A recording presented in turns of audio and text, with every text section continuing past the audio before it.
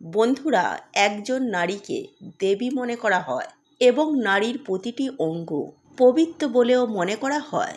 আজ আমরা নারীর এমন একটি অঙ্গের কথা বলবো, যেটি প্রতিদিন টিপলে এবং জিভ দিয়ে স্পর্শ করলে হঠাৎ করেই প্রচুর সম্পদ উপার্জন শুরু হয়। নারীর কোন অঙ্গ টিপলে এবং জিভ দিয়ে স্পর্শ করলে মানুষ ধনী হয়? জানতে হলে ভিডিওটি শেষ পর্যন্ত দেখুন।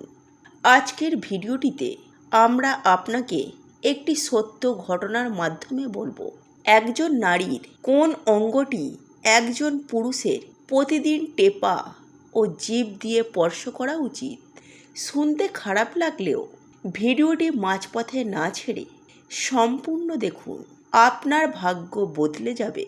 বন্ধুরা, এক সময় ভগবান শিব কৈলাস পর্বতে বিশ্রাম নিচ্ছিলেন। তখন মা পার্বতী তার কাছে এসে তাকে বলেন, প্রভু, আজ আমি আমার একটি প্রশ্নের উত্তর জানতে আপনার কাছে এসেছি। তখন ভগবান ভোলেনাথ বলেন, হে দেবী, তোমার কি প্রশ্ন আছে বলো। তখন মা পার্বতী বলেন, হে ভগবান, আজ আমি আপনার কাছে জানতে চাই যে নারীর কোন অঙ্গ টিপলে এবং জিভ দিয়ে স্পর্শ করলে পুরুষের ঘরে অপার ধন সম্পদ আসে এবং মা লক্ষ্মী সর্বদাই সেখানে থাকেন। মা পার্বতীর কথা শুনে ভগবান ভোলেনাথ তাকে বলেন, হে দেবী, আজ আমি তোমাকে একটি গল্প বলবো। এর মাধ্যমে তুমি তোমার প্রশ্নের উত্তর পেয়ে যাবে। তারপর ভগবান ভোলেনাথ মা পার্বতীকে গল্প বলতে শুরু করেন। রাধেশ্বর নামে এক ব্যক্তি এক গ্রামে বাস করতেন। রাধেশ্যাম তার স্ত্রীর প্রতি খুব বিরক্ত ছিল, কারণ তার স্ত্রী তাকে সব সময় কটূক্তি করতেন। তার স্ত্রী তাকে জিজ্ঞাসা করত, তোমার কাছে কি আছে? বাড়িতে না আছে খাবার, না আছে টাকা পয়সা, আমি এই দারিদ্র্যের মধ্যে থাকতে পারবো না। বন্ধুরা, প্রথমত বাড়িতে কোনো খাবার ছিল না, তার ওপরে স্ত্রীর কটূক্তি, এই সব রাধেশ্যামকে খুব বিরক্ত করছিল। সে বুঝতে পারছিল না তার কি করা উচিত। তারপর একদিন সে তার বাড়ি ছেড়ে চলে গেল। সে খুব নির্জন পথে হাঁটতে থাকে। নির্জন পথে যেতে যেতে হঠাৎই একজন সন্ন্যাসীকে তপস্যা করতে দেখতে পায় রাধেশ্যাম। সে গিয়ে তার কাছে বসল। যখন সন্ন্যাসী তার তপস্যা শেষ করে, রাধেশ্যাম তার সামনে জোরে জোরে কাঁদতে লাগলো। সন্ন্যাসী রাধেশ্যামকে বললেন, বৎস, তোমার সমস্যা কি? তুমি কাঁদছো কেন? তখন রাধেশ্যাম সন্ন্যাসী মহারাজকে বললেন, হে মহারাজ, আমার স্ত্রী আমাকে দিনরাত উপহাস করে। আমি দরিদ্র হলে আমি কি করব? যতই চেষ্টা করি না কেন, টাকা রোজগার করতে পারছি না। আমার ছোট একটি ব্যবসা ছিল, এই স্ত্রীর কারণে সেটিও বন্ধ হয়ে গিয়েছে।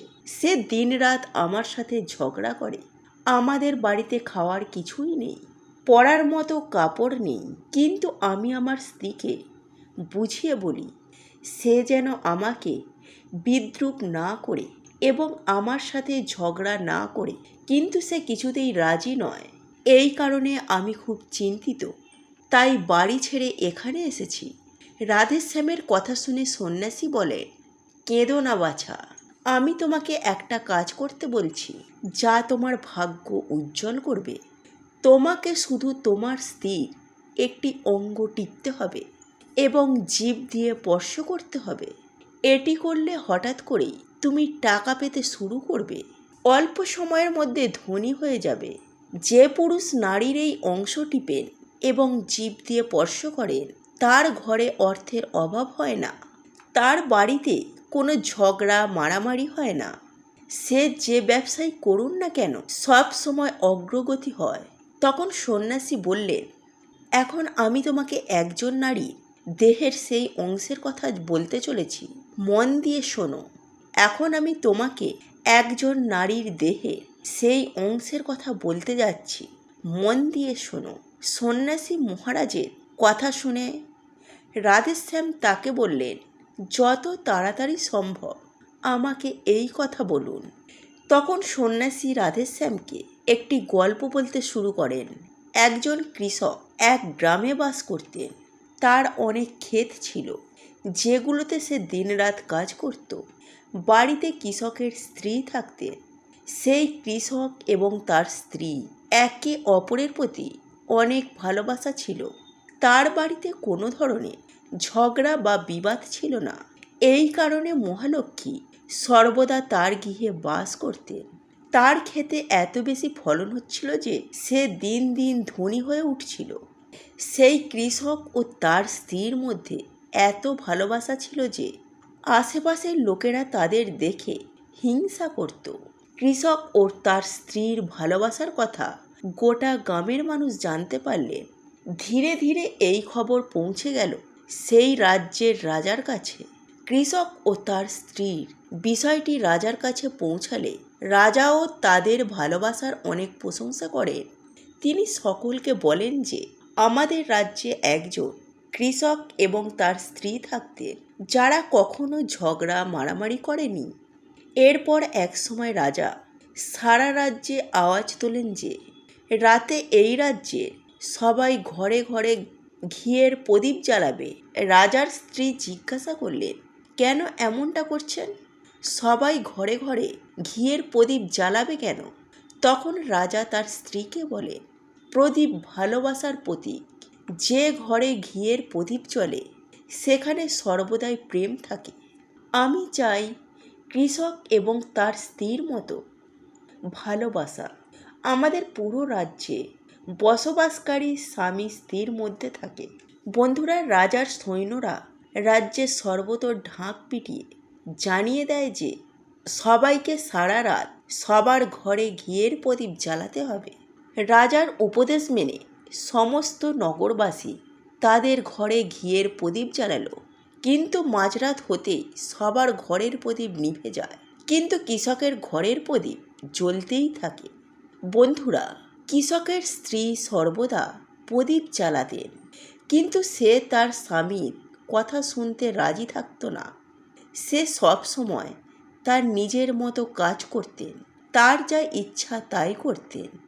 তবে এতে কৃষকের কোনো সমস্যা হতো না, কারণ কৃষক ছিলেন খুবই বুদ্ধিমান। কৃষক ভাবত, আমি আমার স্ত্রীকে বাধা দিলে বাড়িতে অহেতু ঝগড়া মারামারি হবে। এ কারণে অনেক কিছুই উপেক্ষা করতেন কৃষক। রাজা তার প্রাসাদ ছেড়ে পুরো শহরের দৃশ্য দেখছিলেন। তখন তিনি দেখলেন সারা রাজ্যে কারো ঘরে প্রদীপ জ্বলছে না, কিন্তু কৃষকের ঘরে প্রদীপ জ্বলছে। তারপর রাজা তার রানীর সাথে দেখা করলেন। তখন রাজা তার রানীকে বললেন, দেখো, কৃষক ও তার স্ত্রীর ঘরে প্রদীপ জ্বলছে, কিন্তু পুরো রাজ্যে আর কোথাও প্রদীপ জ্বলছে না। এতেই বোঝা যায় কৃষক ও তার স্ত্রীর মধ্যে কতটা ভালোবাসা রয়েছে। তখন রাজার স্ত্রী রাজাকে বলে যে কৃষক ও তার স্ত্রীর মধ্যে যে ভালোবাসা আছে তা কৃষকের স্ত্রীর কারণে তার বাড়িতে এত ভালোবাসা। রাজা রানীর কথা শুনে বলে, না, তোমার ভাবনা ভুল। কৃষকের ঘরে যে ভালোবাসা সেটা তার স্ত্রীর কারণে নয়, বরং কৃষকের কারণে। তখন রানী বললেন, আপনার চিন্তা ভুল। কৃষকের স্ত্রী খুবই বুদ্ধিমান, আর এ কারণেই তাদের বাড়িতে কখনো ঝগড়া হয় না। তখন রাজা বললেন, বরং কৃষক বুদ্ধিমান, সেই কারণেই তাদের ঘরে এত ভালোবাসা। বন্ধুরা, এইভাবেই চলতে থাকলো কিছুক্ষণ। এ নিয়ে রাজা ও রানীর মধ্যে ঝগড়া শুরু হয়। ঝগড়ার মধ্যে রানী রাজার দাড়ি উবড়ে নেন আর রাজা রানীকে তুলে আছাড় মারেন। এরপর রাজা বলেন, আমাদের যুদ্ধ করার দরকার নেই, তার চেয়ে আমরা কৃষক ও তার স্ত্রীকে পরীক্ষা করে দেখি। রাজা রানী উভয়ই এই বিষয়ে একমত হন এবং উভয়ই পরীক্ষা করার জন্য প্রস্তুত হন। তারপর রাজা তার প্রাসাদে গিয়ে একজন সৈনিককে ডাকেন এবং বলেন, আপনি ওই কৃষকের কাছে যান এবং আমি আপনাকে যে প্রশ্ন জিজ্ঞাসা করতে বলেছি আপনি গিয়ে কৃষককে সেই প্রশ্ন জিজ্ঞাসা করুন। সেই সৈনিক রাজার কথা শুনে কৃষকের কাছে যায়। সেই সময় কৃষকের স্ত্রী মাঠে গিয়েছিলেন, কিন্তু কৃষকের মন ভালো ছিল না। এ কারণে তিনি মাঠে যাননি। সৈনিক পৌঁছে যায় কৃষকের বাড়িতে, আর সে কৃষককে বলে, আমি রাজ দরবার থেকে এসেছি, রাজা সাহেব আমাকে পাঠিয়েছেন। সৈনিকের কথা শুনে কৃষক বলে, আমি আপনার কি সেবা করতে পারি বলুন। তখন সৈনিক বলে, আমি রাজার সৈনিক এবং রাজার খবর নিয়ে তোমার কাছে এসেছি। তখন কৃষক বলে, ঠিক আছে, রাজা আমার জন্য কি খবর পাঠিয়েছেন বলুন। তখন সৈনিক বলে, রাজা বলেছেন তুমি তোমার স্ত্রীকে ছেড়ে চলে গেলে রাজা তোমাকে প্রচুর হীরা জহরত উপহার দেবে এবং তার সাথে তোমার জমির দ্বিগুণ জমি দেবে, এছাড়াও প্রাসাদের অর্ধেক দেয়া হবে। কিন্তু কৃষকের দেয়া উত্তর ছিল সোনার মতো। কৃষক বলল, রাজা তার পুরো প্রাসাদ আমাকে দিলেও আমি আমার স্ত্রীকে ছেড়ে দিতে পারবো না।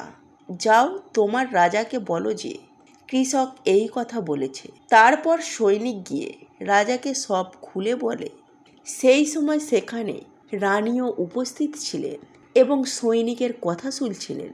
শোনার পর রানী বললেন, আপনি কৃষককে পরীক্ষা করেছেন, কিন্তু কৃষকের স্ত্রীকে পরীক্ষা করেননি। এইভাবে আমরা জানতে পারি না কে বুদ্ধিমান। এরপর রানী বললেন, এখন আমি কৃষকের স্ত্রীকেও পরীক্ষা করতে চাই। দুজনের পরীক্ষা হলেই আমরা বুঝতে পারবো কে বেশি বুদ্ধিমান। তখন রানীও একজন সৈনিককে ডেকে বললেন, আমি যা বলছি তুমি কৃষকের স্ত্রীকে গিয়ে সেই কথা বলো, আর মনে রাখবে এটা তখনই বলবে যখন কৃষক সেখানে থাকবে না। এরপর সৈনিক কৃষকের বাড়িতে যায় এবং ডাক দেয়। বাড়ি থেকে বেরিয়ে আসে কৃষকের স্ত্রী। বলে, কি হয়েছে, এত চিৎকার করছো কেন? তখন সৈনিক বলল, আমি রাজপ্রাসাদ থেকে এসেছি, রানী আমাকে পাঠিয়েছেন। কৃষকের স্ত্রী বললেন, কি জানতে চান বলুন। তখন সৈনিক বলে, রানী বলেছেন যে তুমি যদি তোমার স্বামী কৃষককে হত্যা করো তাহলে রানী তোমাকে অনেক হীরা জহরত দেবে এবং তার সাথে তুমি রাজপ্রাসাদের অর্ধেক পাবে। এছাড়াও আপনার যা কিছু জমি আছে তা আপনার থাকবে, কিন্তু রানী আপনাকে দ্বিগুণ জমি দেবেন।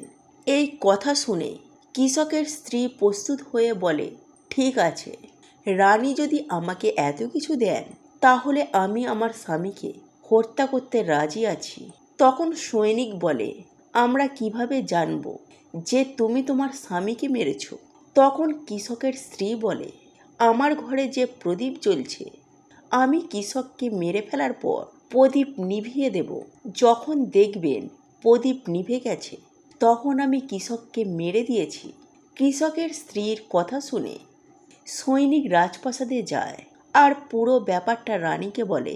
কৃষকের স্ত্রীর কথা শুনে রানী খুব অবাক হয়ে যায়। রাজা রানী নারীদের ঘৃণা করতে শুরু করেন। সেই সাথে রাজা তার শহরের সমস্ত লোককে ডাকেন এবং বলেন, আমি চাই যে আমার এবং আমার স্ত্রীর কারণে কৃষক তার জীবন না হারায়। আপনারা সবাই সেই কৃষকের বাড়িতে গিয়ে তাকে সমস্ত কিছু খুলে বলুন আর সেই কৃষককে বাঁচান, নইলে কৃষকের স্ত্রী তাকে মেরে ফেলবে। সৈন্যরা কৃষকের বাড়িতে যেতে যেতে ভাবে যে কৃষকের স্ত্রী রাতে কৃষককে মেরে প্রদীপ নিভিয়ে দেবে। কিন্তু রাজার সৈন্যরা কৃষকের বাড়িতে পৌঁছানোর সাথে সাথে দেখতে পায় কৃষক মৃত অবস্থায় পড়ে আছে। সৈন্যরা কৃষকের স্ত্রীকে বলে যে আপনাকে রাতে কৃষককে মারার কথা বলা হয়েছিল, কিন্তু আপনি এখন কৃষককে মারলেন কেন? তখন কৃষকের স্ত্রী বলে, আমি এখনই কৃষককে মেরে দিয়েছি আর রাতে প্রদীপ নেভানোর জন্য অপেক্ষা করছি। সমস্ত সৈন্যরা তৎক্ষণাৎ কৃষকের বাড়ি থেকে পালিয়ে যায় আর রাজা রানীকে সব খুলে বলে। সব কথা শুনে রাজা রানী রাগে ক্ষিপ্ত হয়ে ওঠেন। এরপর রাজা ও রানী তাদের সৈন্যদেরকে কৃষকের স্ত্রীকে বন্দি করে আনতে বলেন। রাজা কৃষকের স্ত্রীকে জিজ্ঞাসা করে, তুমি কেন এমন করলে? তুমি একজন লোভী নারী, তুমি টাকাটাকে ভালোবাসো। তখন কৃষকের স্ত্রী উত্তর দিয়ে বলল, আমি আগে থেকেই কৃষককে মারতে চেয়েছিলাম, আমি শুধু একটি অজুহাত খুঁজছিলাম, কারণ কৃষকের অভ্যাস ছিল খুবই খারাপ। সে আমার সাথে খুব খারাপ ব্যবহার করত। রাজা জিজ্ঞাসা করলেন, কৃষক কি এমন খারাপ ব্যবহার করত? তখন কৃষকের স্ত্রী উত্তরে বললেন, সে সব সময় আঙুল দিয়ে আমার নাকের ওপরের অংশ টিপতেন। এছাড়াও কৃষক আমার সাথে আরও একটা কাজ করত। সে প্রায় জিভ দিয়ে আমার কানের পেছনের অংশ স্পর্শ করত। তখন রাজা জিজ্ঞাসা করলেন, বলো, তোমরা যখন গরিব ছিল তখন কি কৃষক তোমার সাথে এই কাজ করত? কৃষকের স্ত্রী বলে, না মহারাজ, তখন এই কাজ করত না। তখন রাজা বললেন, আমি বুঝতে পেরেছি কৃষক কেন এমন করত। এরপর সন্ন্যাসী রাধেশ্যামকে জিজ্ঞাসা করলেন, তুমি কি কিছু বুঝতে পেরেছ? নারীর কোন অংশ টিপলে এবং জিভ দিয়ে স্পর্শ করলে হঠাৎ করে টাকা পাওয়া যায়? তখন রাধেশ্যাম বললেন, সন্ন্যাসী মহারাজ, আমি এখনও কিছুই বুঝতে পারিনি। তখন সন্ন্যাসী বলেন, তুমি যদি এখনও না বুঝে থাকো তবে শোনো। কৃষক তার স্ত্রীর সাথে প্রথম যে কাজটি করত তা হলো তার আঙুল দিয়ে তার স্ত্রীর নাকের ওপরের অংশ টিপতেন। যে ব্যক্তির বাড়িতে অর্থের অভাব রয়েছে তাকে অবশ্যই আঙুল দিয়ে স্ত্রীর নাকের ওপরের অংশ টিপতে হবে। বন্ধুরা, নারীর নাকের ওপরের অংশকে খুবই শুভ বলে মনে করা হয়। যে এই কাজটি করে সে সব সময় ধনী হয়ে থাকে। দ্বিতীয় কাজটি হলো, যে পুরুষ তার জিভ দিয়ে নারীর কানের পেছনের স্পর্শ করে তার ভাগ্যের দরজা খুলে যায়। সে হঠাৎ করেই টাকা পায়। আর এটি ঘটে কারণ দেবী লক্ষ্মী মহিলাদের কানের পেছনে থাকেন। এটি করলে দেবী লক্ষ্মী আপনার ওপর প্রসন্ন হন এবং আপনাকে প্রচুর ধন সম্পদ দেন। আর একটা কথা নিশ্চয়ই শুনে থাকবেন, নারীকে মা লক্ষ্মীর রূপ মনে করা হয়। এই কারণেই এই পৃথিবীর প্রতিটি মানুষ যদি এই পবিত্র কাজটি করে তাহলে তার ঘর টাকায় ভরে থাকে। বন্ধুরা, আজকের এই ভিডিওটি যদি আপনাদের পছন্দ হয়ে থাকে তাহলে ভিডিওটি লাইক করুন, কমেন্ট করুন এবং বন্ধুদের সাথে শেয়ার অবশ্যই করুন। মনে রাখবেন, আপনার একটি শেয়ার অনেক মানুষকে উপকৃত করতে পারে। আপনি যদি সনাতনী পম্পা ইউটিউব চ্যানেলে এখনও পর্যন্ত নতুন হয়ে থাকেন তাহলে চ্যানেলটি অবশ্যই সাবস্ক্রাইব করবেন এবং পাশে থাকা নোটিফিকেশন বেল আইকনটি ক্লিক করবেন। এইরূপ নিত্য নতুন ভিডিও সবার আগে দেখার জন্য ঈশ্বর আপনার মঙ্গল করুন। আপনি সুস্থ থাকুন, ভালো থাকুন।